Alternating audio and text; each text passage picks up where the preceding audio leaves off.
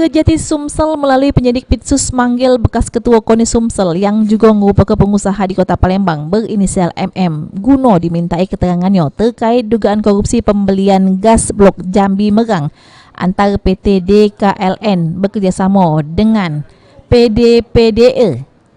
Kasih Penkum Kejati Sumsel, Kadirman yang ditemui jelas ke kalau MM diperiksa lebih kurang selama 1 jam sebagai saksi dengan jumlah pertanyaan sebanyak 20 ikut juga pelaksanaan proyek pembelian gas blok Jambi Merang PDPDE selaku BUMD Sumsel sudem dirugikan.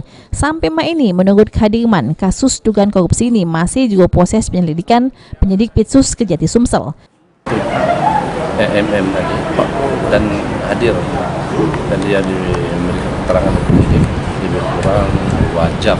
2 jam Pak? Ya, dan kita tidak masuk dalam materi ya. Ya.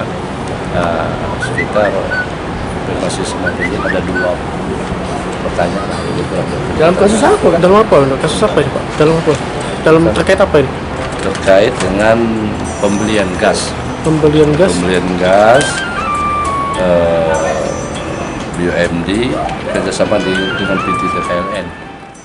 Sementara itu terkait pemanggilannya, MM selaku Direktur PT DKLN ketika dihubungin lewat telepon tidak ngangkat HP-nya. Aji Delia, PAL TV.